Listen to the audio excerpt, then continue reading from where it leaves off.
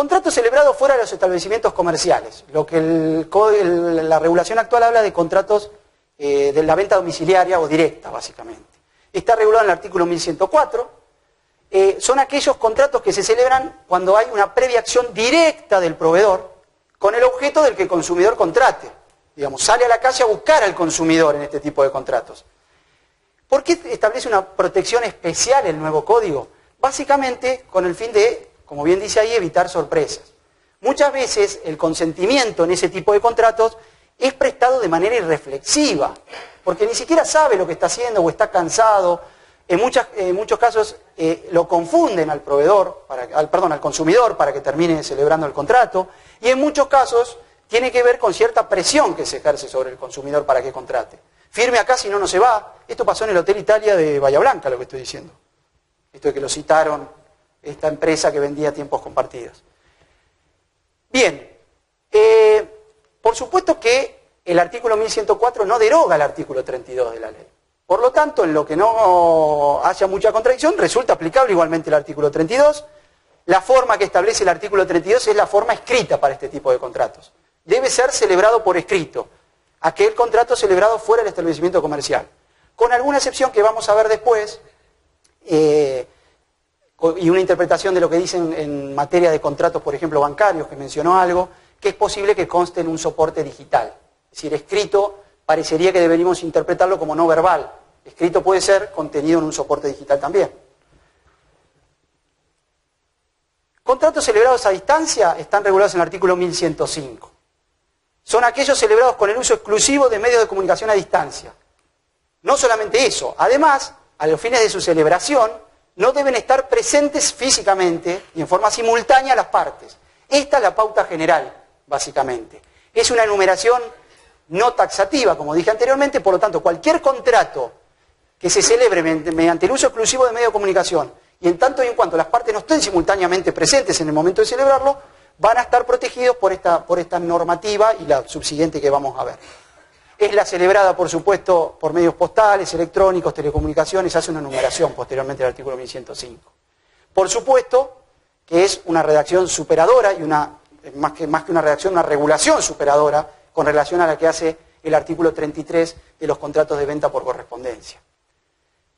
¿Cuál es el fundamento de protección especial de este tipo de contratos? Vimos el anterior. Básicamente, en general, el consumidor tiene menos información relacionada con las características del producto y las condiciones de contratación. Tiene una capacidad de evaluación menor también en este tipo de contratos en general. Existe una falta de contacto directo con el proveedor y esto en muchos casos es importante. Verle la cara al proveedor en algunos casos es importante, por eso también la protección especial. Existe en principio una desmaterialización del contrato, es decir, y esto también es importante en este tipo de contratos. Existen dificultades para establecer el momento y lugar de perfeccionamiento del mismo, y en muchos casos, sobre todo en los contratos celebrados por medios electrónicos, existen determinadas dificultades técnicas para utilizar el medio, sobre todo, y para comprender cómo se utiliza, y qué implica utilizarlo. Contratos celebrados a distancia, la forma también en principio es por escrito, pero vamos a ver que el artículo 1106 del Código establece una excepción en principio. En los contratos en que se utilicen medios electrónicos, puede constar el contrato en un soporte electrónico u otra tecnología similar. Por lo tanto, no necesariamente me lo van a tener que entregar en papel. Esto en principio parecería que es una facultad que tiene el proveedor. Yo creo que esto es criticable, esta regulación. ¿Por qué? Por algo que conversamos al principio. En realidad debería ser una opción para el consumidor que el contrato conste en un soporte electrónico. Yo les mencioné dos casos, el que no tiene computadora y la persona que no sabe manejar la computadora. Que existen, obviamente son los menos, pero si yo le ofrezco un CD, un pendrive a una persona de ese tipo, o no tiene computadora donde usarlo, o si tiene no sabe usarlo. Por lo tanto, debería ser el consumidor el que pueda optar porque conste por escrito en papel, me refiero, o en un soporte electrónico o tecnología similar. Algo mencionó Gustavo antes, el artículo 1386 referido a los contratos bancarios celebrados con consumidores, tiene una regulación especial y yo lo celebro eso.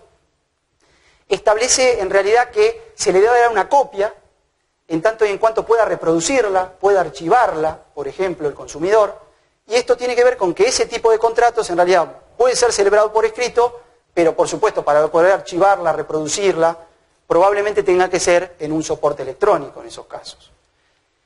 Y otro tema interesante es qué validez tiene el contrato cuando consta en un soporte electrónico.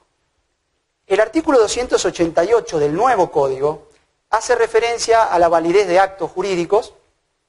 En particular, en la última parte se refiere a la firma digital. En realidad, cuando el contrato consta en un soporte electrónico, se interpreta de este artículo 288, última parte, el proyecto decía que era válido entregarlo en soporte electrónico en tanto y en cuanto se asegurase, la autoría y la inalterabilidad. Esto fue modificado por el Poder Ejecutivo y yo me pregunto, si se juntaron todos los mejores juristas para hacer el código, yo me pregunto quién modificó del Poder Ejecutivo el proyecto. Me gustaría saber quién fue el que lo modificó, si todos supuestamente los mejores juristas estuvieron en la comisión, en las distintas subcomisiones, me pregunto quién modificó lo que decidieron esos. Pero bueno, más allá de esa discusión, actualmente el artículo 288 incorporó el concepto de firma digital, no lo hacía el 288 del proyecto, y hoy por hoy establece este artículo 288 modificado por el Poder Ejecutivo, y próximamente va a entrar en vigencia, que ese tipo de documentos, de contratos que consten en soportes electrónicos, deberán tener la firma digital, en tanto y en cuanto se asegure la autoría y no dice la inalterabilidad, dice la integridad, con lo cual va a generar discusiones. En general el concepto de firma digital está regulado por las provincias. La provincia de Buenos Aires tiene una ley en particular cuando se refiere a la historia clínica digitalizada. ¿En la nacional también? Bueno, nosotros tenemos una ley que regula particularmente la firma digital en la provincia de Buenos Aires, con muchos errores porque hace una diferencia entre firma electrónica y firma digital. En realidad, lo que dicen los autores es que esa ley provincial hace referencia a una firma electrónica y no a una firma digital, y tiene que ver con los requisitos de acceso, por ejemplo, a ese tipo de documentos. 1107. Cuando se utilizan para contratar medios electrónicos, claramente el comercio electrónico, establece el deber de informar determinadas cuestiones específicas. Y esto tiene que ver con, hablábamos al principio, el deber genérico de 1100 y después pautas específicas de información. Esto es uno de los casos en donde la regulación establece una pauta específica de información. ¿Qué debe contener este tipo de contratos? Por supuesto, el contenido mínimo del contrato que establece el artículo 1100, características esenciales, datos relevantes del contrato y condiciones de contratación. También debe contener, dice el 1107, la facultad que tiene el consumidor en estos casos de ejercer el derecho a revocar la aceptación, que también lo regula y lo vamos a ver posteriormente. Eso debe estar informado en este tipo de contratos. Los datos necesarios para el correcto uso del medio elegido. Le debe informar cómo utilizar ese medio cuando va a contratar. Y también debe contener, en este tipo de contratos, información que permita comprender los riesgos de la utilización del medio elegido, y algo que creo que es sumamente criticable, es que debe informar quién es el que asume esos riesgos de utilizar ese medio electrónico. Esto realmente es un retroceso, entiendo yo, absoluto. ¿Por qué? ¿Quién les parece que debe asumir los riesgos de utilizar ese medio? ¿El proveedor o el consumidor? Claramente el proveedor. ¿Quién no obtiene un provecho de ese tipo de contratación? El proveedor obtiene ganancias. Y además esto en realidad termina contrariando un poco lo dispuesto en el artículo 40 de la ley, yo se los mencioné y Gustavo también. En la responsabilidad por productos, genéricamente llamado así, incorrectamente llamado así, titulado el artículo, del artículo 40 habla de, utilizo la terminología que entiendo correcta, defectos de la cosa o de la prestación del servicio, responde toda la cadena. Por lo tanto, en los casos de riesgo, está claro que la ley ya había asignado responsabilidad y había atribuido responsabilidad al proveedor.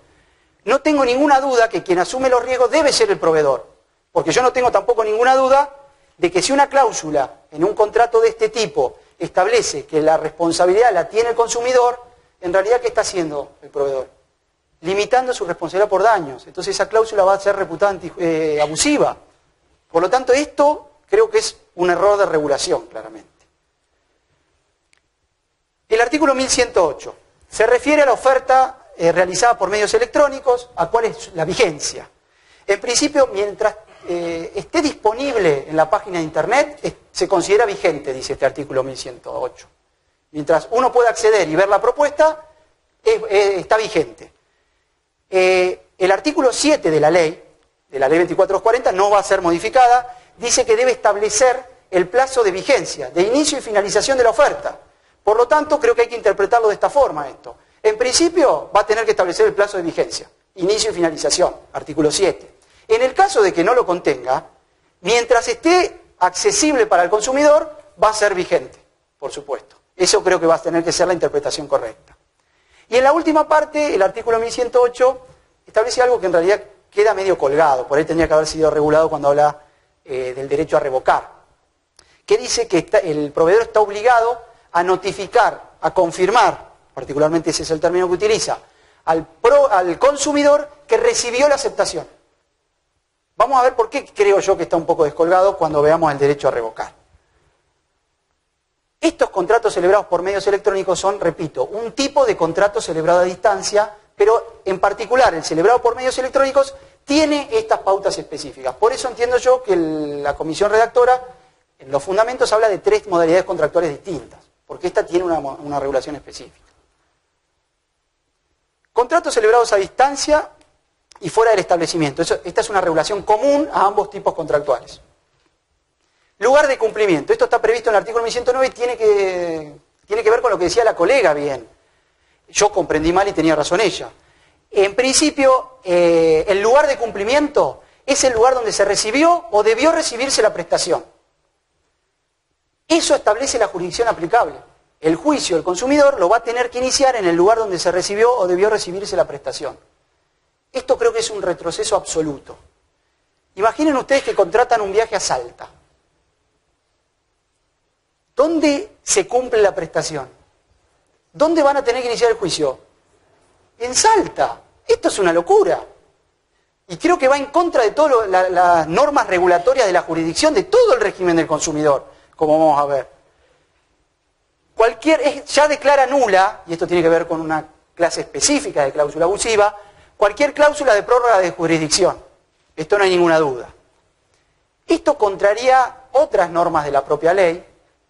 El artículo 36 de la ley 24.240, que ya está modificado, les aviso, no hay que esperar al código, porque la modificó la ley 26.993, que es la anterior a la 26.994 que puso en vigencia el código.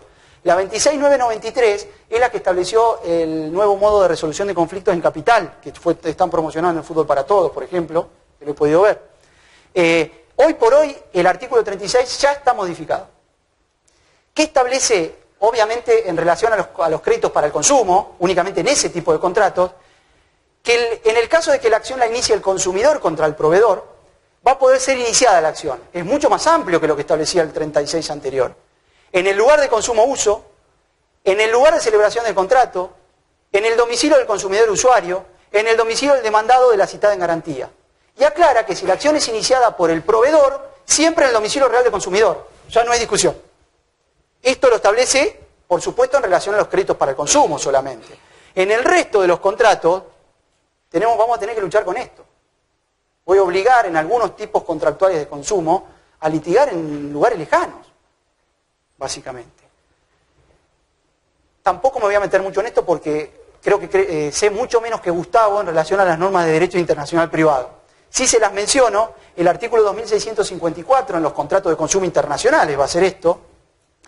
Incluso es mucho más amplio que el artículo 36, ni hablar del 1109, donde cuando la acción sea iniciada por el consumidor en ese tipo de contratos internacionales, a elección del consumidor, dice el 2654, ante los jueces el lugar de celebración del contrato, el del cumplimiento de la prestación del servicio, el de la entrega de los bienes, el del cumplimiento de la obligación de garantía, el del domicilio del demandado o del lugar donde el consumidor realiza actos necesarios para la celebración del contrato. En otro párrafo agrega, mucho más que esto, donde el demandado tiene sucursal, agencia o cualquier forma de representación comercial cuando éstas hayan intervenido en la celebración del contrato o cuando el demandado las haya mencionado a los efectos de cumplimiento de una garantía contractual. Reitero, esto se va a ver mucho en aquellos supuestos en donde se tratan de empresas de turismo, despegar o lo que sea, cuando supuestamente la casa central no se encuentra en Argentina y vamos a encontrar estos conflictos. Ni hablar si se utilizan sitios de comercio electrónico como eBay, por ejemplo, que es algo similar a Mercado Libre. Derecho de revocación. Tanto en los contratos celebrados a distancia como en los contratos celebrados fuera del establecimiento del proveedor, y también lo establece el artículo 34 en relación a los contratos de venta domiciliaria y venta por correspondencia, no están derogados el artículo 34, ni el 32, ni el 33, establece un derecho fundamental en este tipo de contratos, que es la posibilidad que tiene el consumidor de revocar la aceptación, dice. Algunos autores critican esta denominación porque dicen que lo que debería decir es revocar el contrato y no la aceptación en realidad. ¿Para qué está previsto el derecho de revocación en la ley 24.240? Venta domiciliaria y venta por correspondencia. Esto tiene que ver con la denominación, el cambio de denominación. En el caso del Código Civil, para los contratos celebrados fuera del establecimiento, los contratos a distancia y los contratos celebrados por medios electrónicos. En todas estas modalidades especiales de contratación, el consumidor va a poder ejercer este derecho de revocación.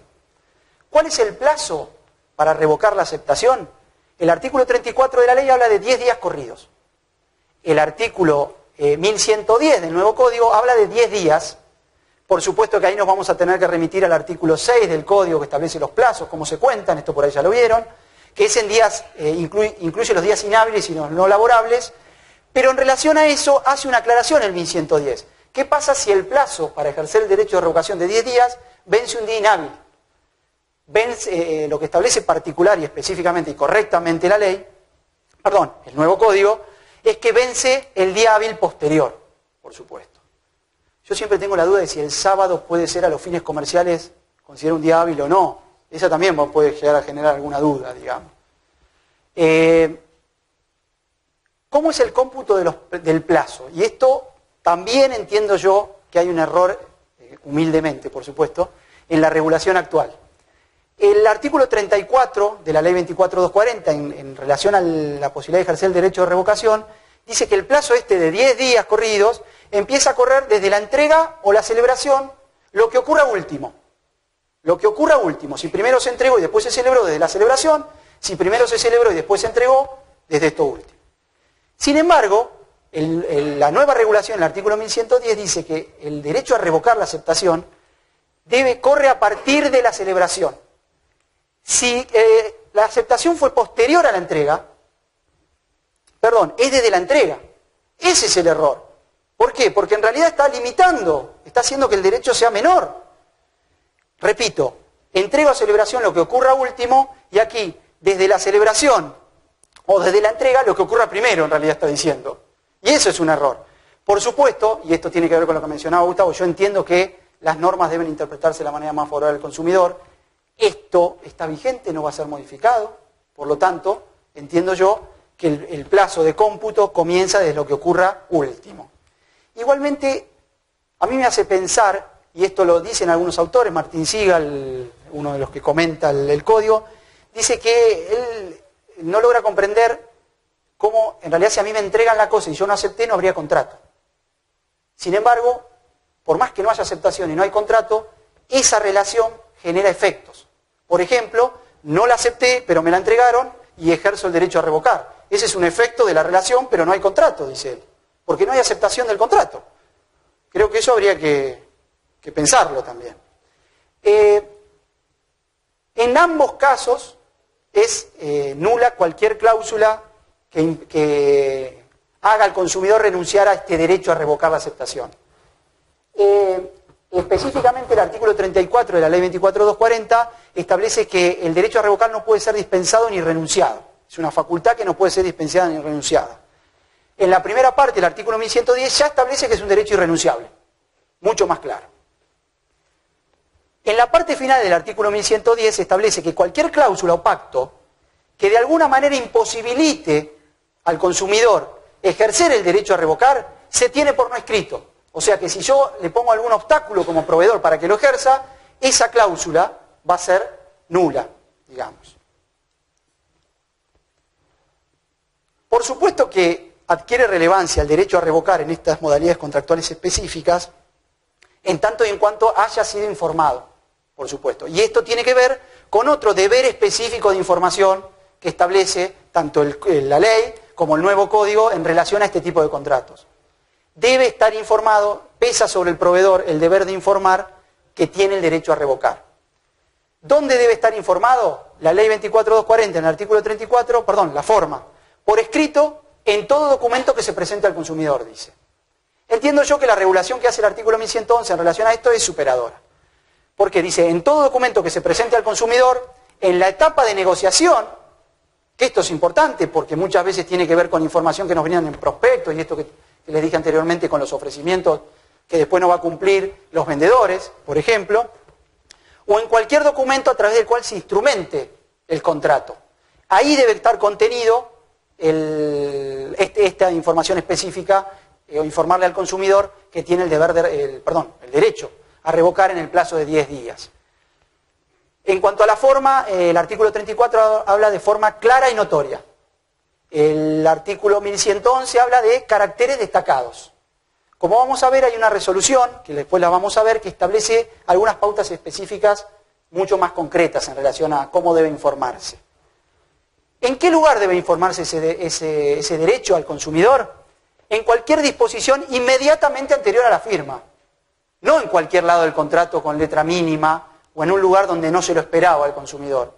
Yo con relación a esto, donde uno no se esperaba, en Bahía Blanca hay unos problemas porque uno va a un restaurante y le informan más o menos en donde el costo del cubierto, lo informan en donde están los whiskies. O sea que tal vez uno nunca lo va a ver. Esto tiene un poco que ver con eso. El consumidor nunca va a tomar conocimiento porque está escondido en donde figura el precio, en este caso, del cubierto. ¿Qué pasa en caso de incumplimiento? La ley 24240 no decía nada. El artículo 1111 correctamente dice que en el caso de que no se haya informado, no se extingue el derecho. Por lo tanto, en cualquier momento podrá ejercer el derecho. Por supuesto que yo entiendo que en estos casos los jueces van a tener que interpretar esto razonablemente. Si pasaron 2 años de que compré la cosa, la usé y no me quejé, por supuesto que entiendo yo que sería abusivo, y esto tiene que ver con el abuso del derecho, ejercer el derecho a revocar luego de haberlo disfrutado y utilizado por 2 años sin decir nada. Pero eso tiene que ver con el abuso del derecho. ¿Cómo se ejerce el derecho a revocar? El artículo 34 de la ley habla de que debe poner el bien a disposición del consumidor. Basta con poner el bien a disposición. El artículo 1112 del nuevo código establece en cuanto a la forma que puede hacerlo por escrito, por medios electrónicos o similares, o devolviendo la cosa. Básicamente por escrito, por medios electrónicos similares, va a tener que poner a disposición la cosa. Creo que va a tener que ser interpretado complementariamente con el artículo 34. Y sin ningún lugar a dudas, devolviendo la cosa, que para muchos es una forma de revocación expresa, esta sería. Y la otra, en realidad, no estoy tan de acuerdo porque yo puedo expresamente decir que lo revoco por escrito, digamos. Efectos del ejercicio de este derecho por parte del proveedor. No genera ninguna responsabilidad al proveedor si lo ejerce en las formas y en los plazos que establece, por supuesto, la regulación. Eso es lo que dice el artículo 34 de la ley 24240. En cuanto al efecto, está establecido en el artículo 1113 en el nuevo código, habla de que las partes se liberan de las obligaciones correspectivas, y utiliza ese término. Que en el nuevo código, ¿qué es lo que deben hacer las partes? Deben restituirse recíproca y simultáneamente las prestaciones cumplidas. Nada decía el artículo 34 respecto de esto, de la ley, estoy hablando 24240, si el decreto reglamentario 1798. Dice, debe devolver la cosa sin haberlo usado y manteniéndola en el mismo estado que la recibió. Y el proveedor debe restituir al consumidor todos los importes percibidos. Esto me parece que era erróneo. Por ejemplo, si yo tengo que abrir la caja del teléfono para ver si cumple con las expectativas, yo no lo puedo devolver en las mismas condiciones. Es más, probablemente para ejercer el derecho a revocar, lo voy a tener que usar. Si a mí me dicen que es un teléfono que tiene GPS y después no tiene GPS, yo tengo que probar primero si tiene GPS. Y por supuesto ahí voy a poder ejercer el derecho a revocar. Vamos a ver que la ley en otro artículo es mucho más correcto en cuanto a la resolución de esto. Después voy a mencionar algo en otra de las diapositivas, pero podría existir alguna discusión respecto del ejercicio del derecho a revocar en aquellos contratos de prestaciones de servicio en forma continuada. ¿Qué pasa con las prestaciones que ya se cumplieron? Ahí se podría generar alguna discusión. ¿Qué pasa si es imposible para el consumidor devolver la cosa? La ley 24240 no dice nada. El artículo 1114 del nuevo código dice que el hecho de que no pueda ser devuelta la cosa, en principio, no priva al consumidor del derecho a revocar. Sin embargo, luego aclara que si la imposibilidad es imputable al consumidor, éste tiene que pagar el valor de mercado o el precio al cual lo adquirió, lo que sea menor, básicamente. El precio menor entre el valor de mercado y el precio que terminó pagando, básicamente. No lo dicen esos términos, pero se interpreta así. Por supuesto que en el caso de que no sea imputable, no deberá abonar nada. Si no pudo devolver la cosa por una causa que no es imputable, no va a tener que pagar nada en principio. Los gastos del ejercicio del derecho a revocar. El artículo 34 claramente dice gastos a cargo del proveedor.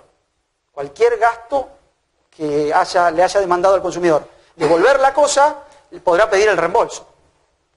¿Qué es lo que dice el artículo 1115, en realidad, del Código Civil y Comercial? No debe implicar gastos para el consumidor. El consumidor no debe reembolsar, y esto tiene que ver con lo que vimos antes, por la disminución del valor, por uso conforme a lo pactado su propia naturaleza.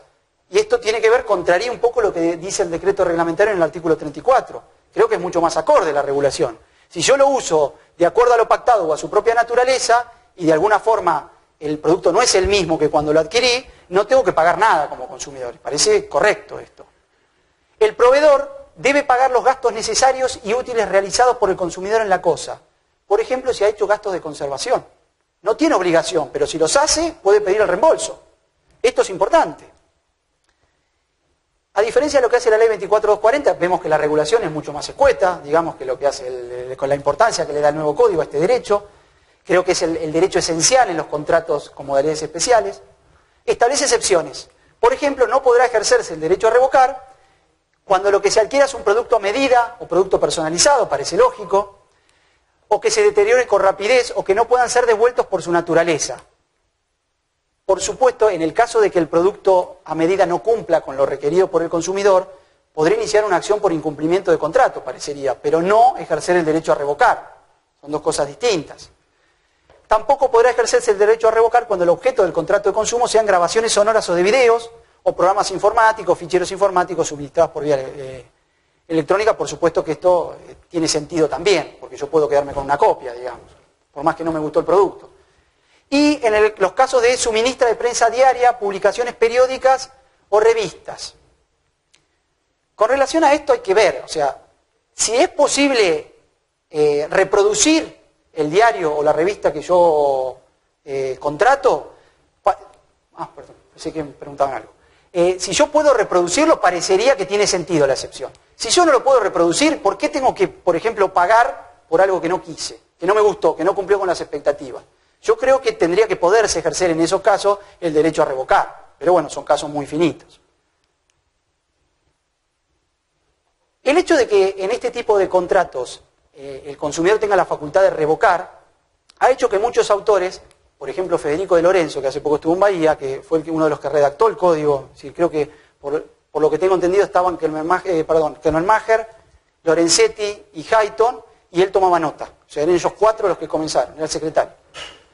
Él dice que el hecho de que en este tipo de contratos queden sujetos en realidad a que ejerza o no el derecho de revocar el consumidor en el plazo de 10 días, hace que sea un contrato sujeto a una condición suspensiva, prácticamente. Inclusive en materia de compraventa, el artículo 1160 regula el contrato a satisfacción. En aquellos casos en los cuales se haya convenido entre las partes que es un contrato de compraventa de una cosa mueble a satisfacción, el plazo para poder ejercer la decisión de si me quedo con la cosa o no, el propio artículo 1160 establece un plazo de 10 días que va en consonancia con el que se establece en el derecho a revocar. Pero en el caso del 1160 puede ser un contrato que no sea de consumo, porque es una regulación genérica. Algo le mencioné antes con relación al caso de los contratos de prestación de servicios en forma continuada.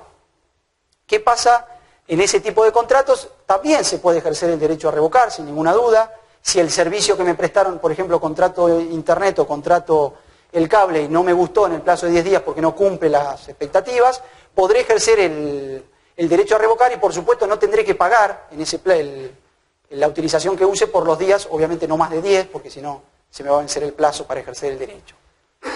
Relacionado con el deber de informar, la resolución 906 del año 98 de la Secretaría de Industria y Comercio establece en el artículo 4 una cláusula que debía incluirse en todos los contratos de consumo como cláusula tipo a través de la cual se debe informar el derecho a revocar. Ahí dice 5 días porque es una legislación vieja del año 98, el plazo de 5 días fue modificado posteriormente y se puso el plazo de 10, básicamente.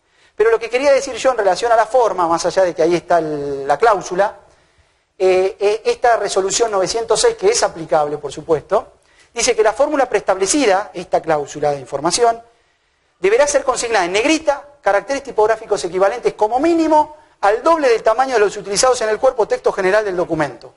Y por supuesto, voy a tener que remitirme a las normas que vimos antes de la firma y en todo documento. O sea, hay una película, no sé qué. Sí. Empecé una película acá arriba. Se me van a escapar todos, aparte. A ver. Sí.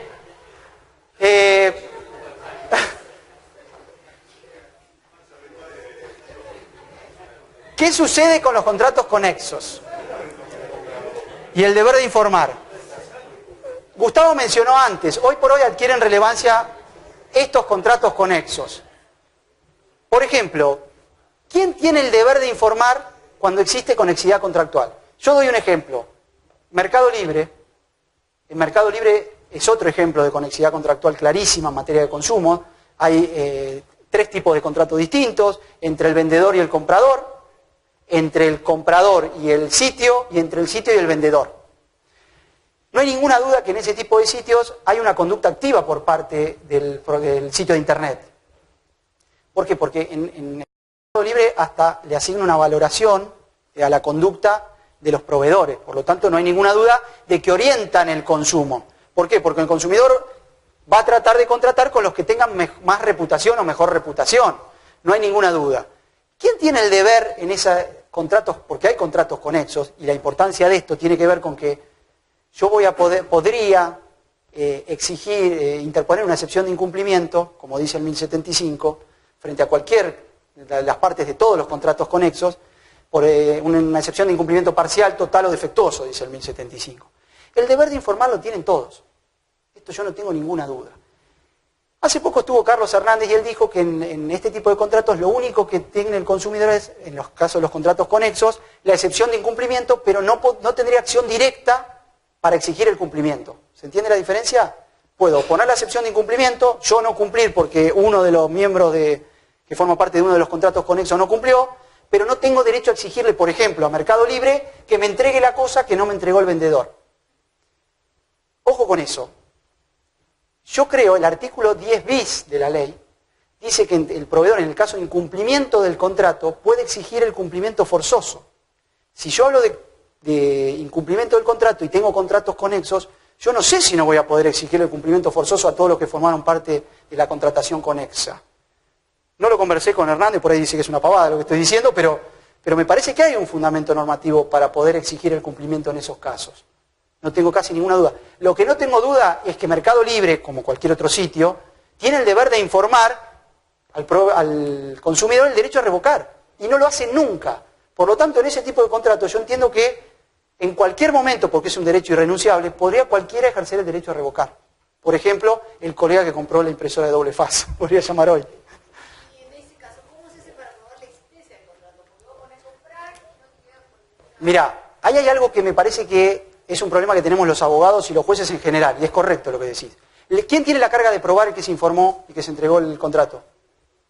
Lo mismo si contratás por mail con... esto de la firma digital en realidad la tienen las aseguradoras, pero un vendedor pequeño no la tiene.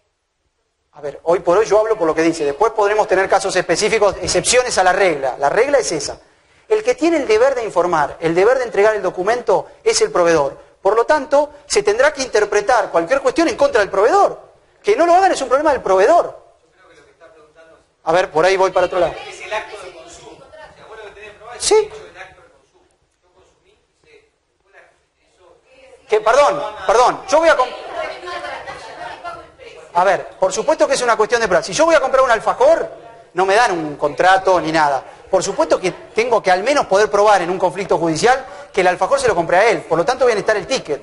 Una de las cuestiones que hablábamos, sí. Pensé que me iba... Sin ninguna duda, vos vas a tener que probar la relación de consumo. Probada la relación de consumo, o el contrato de consumo, va a ser la otra parte que va a tener que probar, porque la carga de la prueba se va a posar sobre el proveedor.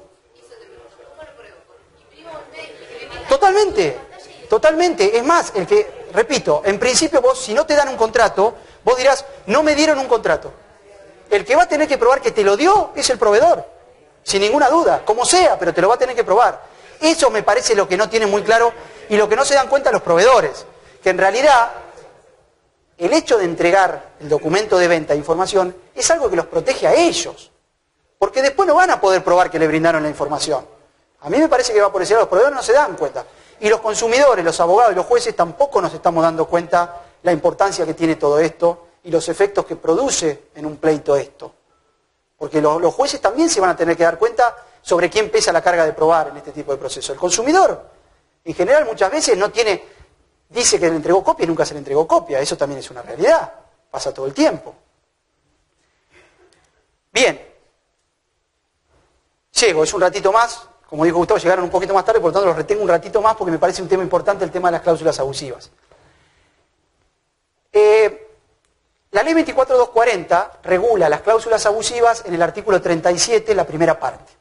Además, hay una serie de resoluciones que establecen listas de ejemplos de cláusulas abusivas. En realidad, existen dos formas de regular las cláusulas abusivas: el modelo de listas y el modelo de estándar o estándares. El proyecto, la comisión redactora, optó por establecer una pauta general y después dejar en la legislación especial regulaciones específicas de cláusulas abusivas. Por ejemplo, además del artículo 37, encontramos supuestos de cláusulas abusivas previstas en el contrato de medicina prepaga, en los contratos de capitalización y ahorro hay algunas normas que regulan cláusulas abusivas, pero básicamente vamos a ver que estableció en el artículo 1119 una pauta general, más allá de que hace una remisión a lo dispuesto en materia de cláusulas abusivas a los contratos conexos.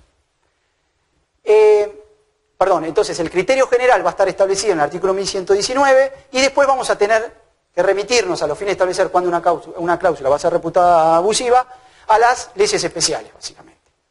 El artículo 1117 establece qué normas son aplicables en materia de cláusulas abusivas en las relaciones de consumo, en los contratos de consumo. Por supuesto que las leyes especiales, el artículo 37 de la ley 24240, la ley de tarjeta de créditos también lo prevé, la ley de medicina prepaga también tiene normas referidas a las cláusulas abusivas, y hace una remisión a lo regulado en materia de cláusulas abusivas en los contratos de adhesión, perdón, no conexo, yo dije conexo. Por ejemplo, en el artículo 985, que es aplicable en materia de consumos, se establece una serie de requisitos que deben establecer las cláusulas generales en los contratos de adhesión y por supuesto también en los contratos de consumo. Con una aclaración, no todos los contratos de consumo son contratos de adhesión, ni todos los contratos de adhesión son contratos de consumo. Como vamos a ver, la posibilidad de establecer o de controvertir una cláusula para considerarla abusiva y que el juez la considere abusiva, no es necesario que esté contenida en un contrato de adhesión. Hace una revisión, pero puede no ser un contrato de adhesión e igualmente aplicarse las normas del artículo 985 a 988. Inclusive, como vamos a ver en otra de las diapositivas, aún en el caso de que haya sido negociada individualmente, esa cláusula puede ser declarada abusiva. Requisitos de las cláusulas generales previstas en el 985. Las cláusulas generales en los contratos de adhesión y en los contratos de consumo, sean de adhesión o no, deben ser comprensibles y autosuficientes, deben ser redactadas en forma clara, completa y deben ser fácilmente legibles, esto a veces no sucede. Se tendrán por no convenidas todas aquellas cláusulas que para su comprensión se remitan a documentación que no les haya sido entregada al consumidor. Esto sucede un montón. Los anexos en los contratos de planes de capitalización y ahorro es terrible esto.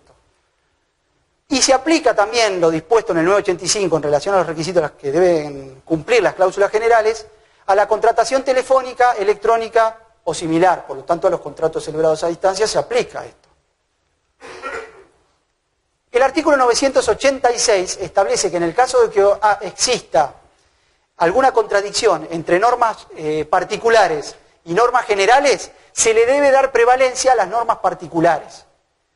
Esto para mí es un error. ¿Qué pasa si es más beneficiosa para el consumidor la cláusula general y no la cláusula particular? El código me está diciendo que le debo dar prevalencia a la cláusula particular. Yo creo que siempre debe interpretarse todo en favor del consumidor, por lo tanto, si existe contradicción entre las cláusulas, puede ser que sea más beneficiosa para el consumidor la cláusula general. ¿Por qué? Porque el artículo 986 dice que las cláusulas particulares son aquellas que limitan, restringen o permiten interpretar una cláusula general. Yo creo que esto puede llegar a ser un error. debe interpretarse siempre en favor del consumidor. Si la cláusula particular contiene una limitación de la responsabilidad, por ejemplo, yo no tengo que hacer prevalecer, perdón, es una cláusula que limita la responsabilidad del proveedor, yo no tengo que hacer valer la cláusula particular, voy a tener que hacer valer la cláusula general. Y no es lo que me dice el 986. El 986 me dice que le debo dar bolilla, perdón por el término vulgar, a la cláusula particular. Esto me parece que es un error. En realidad, si lo interpretamos en forma complementaria con el artículo 37, segundo párrafo de la ley, siempre todo debe interpretarse en favor del consumidor y de la forma que sea menos gravosa, que el efecto de la interpretación de la cláusula sea menos gravosa para el consumidor. El artículo 987 habla de aquellos supuestos de interpretación de cláusulas ambiguas, es decir, que permiten establecer dos interpretaciones distintas. A que sí dice debe interpretarse siempre en favor del consumidor. Y después en el 988 establece una lista, y aquí sí, de supuestos en donde una cláusula debe ser considerada abusiva. Aquella que desnaturalizan las obligaciones, por ejemplo, que establece muchos sacrificios para el deudor, para el consumidor, y muchos beneficios para el proveedor, esa desnaturalizaría el contrato. La que implica renuncia o restricción a los derechos del consumidor y amplíen los derechos del proveedor. Y la que por su redacción o donde están contenidas no son razonablemente previsibles. Esto es una cláusula abierta, digamos, porque el juez va a tener que determinar en cada caso cuándo no fue razonablemente previsible. Creo que vamos a tener que, a los fines de establecer eso, ver en qué tipo de contrato de consumo estamos, por supuesto, y qué tipo de cláusula, qué es lo que establece la cláusula. El artículo 37 de la ley también hace mención a aquellos supuestos en el inciso A, en la primera parte, aquellos supuestos en los cuales, aquellas cláusulas que desnaturalizan las obligaciones o limitan la responsabilidad por daños, dicen específicamente. También aquellas que el artículo 37 inciso B de la ley, que va a complementar la regulación, habla de renuncia o restricción de los derechos del proveedor y que amplíen los derechos del proveedor, y limiten los derechos del consumidor. Y también menciona en la última parte todas aquellas cláusulas, inciso C del artículo 37, que de alguna manera inviertan la carga de la prueba. En esos casos debe ser reputada abusiva esa cláusula. El artículo 1118 es muy claro y creo que tiene que ver justamente con considerar que no todos los contratos de consumo son contratos de adhesión. Aún en aquellos casos en donde la negociación de la cláusula se haya hecho en forma individual y haya sido aprobada expresamente por el consumidor, yo puedo controlar si es abusiva o no. El juez podrá controlarlo. Y yo como consumidor podré solicitar que se declare abusiva. Esto tiene que ver con que en los contratos de adhesión la negociación no es individual, y acá hay claramente una distinción con los contratos de adhesión. Esto es una distinción, por ejemplo, la normativa europea, la Directiva 93/13, que regula en la Comunidad Económica Europea todo lo relativo a las cláusulas abusivas, impide que una cláusula sea declarada abusiva si fue negociada individualmente. Yo creo que esto, nosotros en algo superamos a Europa, digamos, en poco, digamos. Yo les mencioné anteriormente que la regulación que hace el Código de las cláusulas abusivas se estableció un principio general, una pauta general. Más allá de que después las leyes especiales podrían establecer listados. La pauta general está establecida en el artículo 1119. Cualquier cláusula, para no ser considerada abusiva, tendría que superar este análisis que establece el artículo 1119. Aclara la primera parte, y esto tiene que ver con lo que dice el 1118, haya sido negociada individualmente o no, aquella cláusula que establezca un desequilibrio significativo en las prestaciones, por supuesto en perjuicio del consumidor, es una cláusula que va a tener que ser reputada antijurídica. Desequilibrio significativo. Eso es un estándar objetivo. Si notamos el desequilibrio, el juez podrá evaluar, ¿es abusiva o no es abusiva? Va a tener que ver qué tipo de desequilibrio es y cuán desequilibrada establece la relación. ¿Qué es lo que va a tener que evaluar? En principio lo que Hernán... Sí. Bueno, a ver. No, en la misma relación. Desequilibrio entre proveedor y consumidor en ese contrato en particular.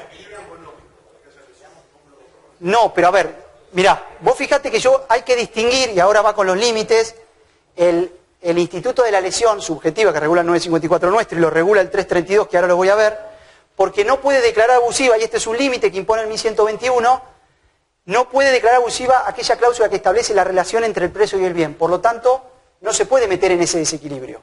El desequilibrio tiene que ver con lo que, y a esto iba, con lo que Carlos Hernández denomina principio de generosidad, que no tiene que ver con la relación precio-bien, tiene que ver con los beneficios y sacrificios de las partes. Con eso. ¿Cuántos sacrificios se le impone al deudor y cuántos beneficios se le impone al consumidor, al proveedor en el caso? Eso va a haber en el contrato específico. Tiene que haber reciprocidad de intereses en el contrato. Y eso es lo que va a tener que analizar para establecer si hay desequilibrio o no hay desequilibrio.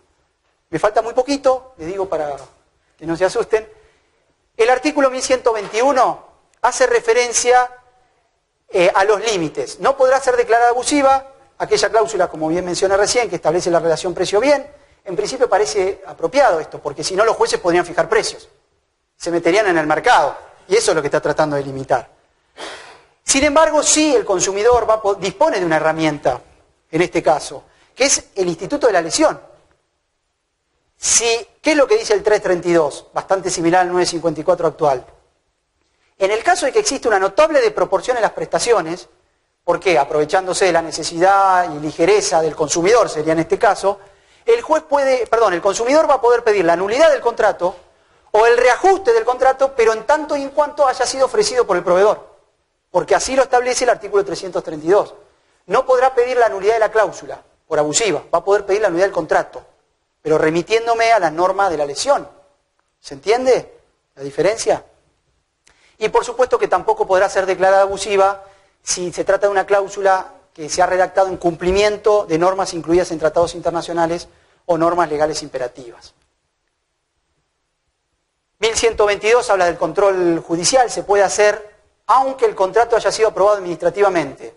Es posible, no es vigente en principio, si la nulidad es parcial lo puede integrar el juez, el contrato, para que continúe estando vigente. Si no es posible, la nulidad será total. Y aquí voy a saltearme un poco, algo lo mencionó Gustavo, el concepto de situación jurídica abusiva. Hace una remisión, el artículo 1122, establece este artículo 1122, que en aquellos supuestos en donde a partir de una situación jurídica abusiva se produzca un desequilibrio significativo en las prestaciones, también podrá intervenir el juez. ¿Qué es lo que dice el 1120? El 1120 en relación a la situación jurídica abusiva dice que se configura la situación jurídica abusiva cuando existe una predisposición de actos jurídicos conexos, cuando hay conexidad contractual básicamente. Hay redes de contratos. Tal vez, analizados individualmente, esos contratos no son abusivos, no son contrarios al consumidor, pero interpretados conjuntamente sí. Frente a una situación jurídica abusiva, y ahí me remito al artículo 10, que algo mencionó Gustavo, si estamos frente a una situación jurídica abusiva, es decir, una predisposición de actos jurídicos conexos, que produce los mismos efectos que una cláusula abusiva en los términos del 1119, se podrá pedir, dice en la primera parte, la cesación de esa situación jurídica abusiva, la reposición de las cosas del estado anterior, o sea, declarar nulo el contrato y devolver todo lo que se hayan dado, o indemnizar a las partes. ¿Qué es lo que dijo la Corte? Ya estaba Lorenzetti, por eso tiene que ver con muchas cosas, ya las había elaborado esta misma Corte y fueron incorporadas en el Código. La Corte en el año 2009, en un fallo que en realidad tenía que ver con la validez de un acuerdo en un concurso preventivo, hizo expresa referencia al concepto de situación jurídica abusiva. Dijo, es el entrelazamiento de un cúmulo de derechos guiados por una estrategia contraria a la buena fe, a las buenas costumbres o a los fines que la ley tuvo en miras al reconocerlos. Agrega después que la situación es, desde el punto de vista fáctico, un contexto que impide o limita la capacidad de elección, sería en el caso de en el consumidor, para nosotros. Una situación jurídica abusiva crea un entrelazamiento de derechos que producen falta de transparencia informativa, obstáculos para la expresión de la voluntad y permiten consolidar una propuesta que no sería aprobada si tales restricciones no hubieran existido. Muchas veces se utilizan las redes contractuales, como dijo Gustavo, para diluir la responsabilidad, básicamente. Y esto es lo que ataca esta norma del 1120. Les prometo que es lo último, yo traje ejemplos, que por ahí es lo más interesante, lo dejo para lo último, quedaron bastantes igual para verlo. Este es un contrato de compraventa de un automotor real. Un consumidor compró un vehículo en el año 2010, creo 2011, en una concesionaria, tenía que llenar un formulario, detrás del formulario había 12 cláusulas. 9 podían ser reputadas abusivas, de las 12. ¿Cuáles eran algunas de estas cláusulas? Decía, la presente oferta de compra, en realidad había pagado 120.000 pesos en el año 2010, o sea que era un vehículo interesante, y solicitud de reserva tiene el carácter de irrevocable e intransferible, por lo tanto no puedo revocar esta aceptación. Y la firma vendedora se reserva la facultad de aceptarla o rechazarla, o sea, el consumidor no puede revocarla, pero vos sí podés revocarla. Sin limitación alguna. Y en el caso de que el comprador desistiese de la compra, todo depósito efectuado en aplicación al mismo quedará definitiva y automáticamente en poder de la firma. Había pagado 120.000. O sea que si vos después no lo aceptabas, yo me quedaba con los 120.000, era buenísimo. Digo que no quiero el contrato y me quedo con los 120.000. Esta es más interesante. Dice, los precios de venta consignados para la unidad podrán variarse en cualquier momento sin previo aviso. O sea, no me entregaron el vehículo y en vez de 120 digo, no, sale 130 el auto ahora. Sin previo aviso. En el caso de producirse esa eventualidad, el comprador tendrá derecho a anular el pedido y solicitar nota por nota al reintegro de los depósitos dentro de los 15 días y me lo van a devolver en un plazo no mayor de 30 sin interés e indemnización. O sea, ellos modifican el precio y me devuelven dentro de 45 días, 15 que tengo y 30 que se lo van a quedar, sin indemnización alguna y sin interés. Otra, el vendedor, y esta es buenísima, no asume responsabilidad alguna por retrasos en la entrega.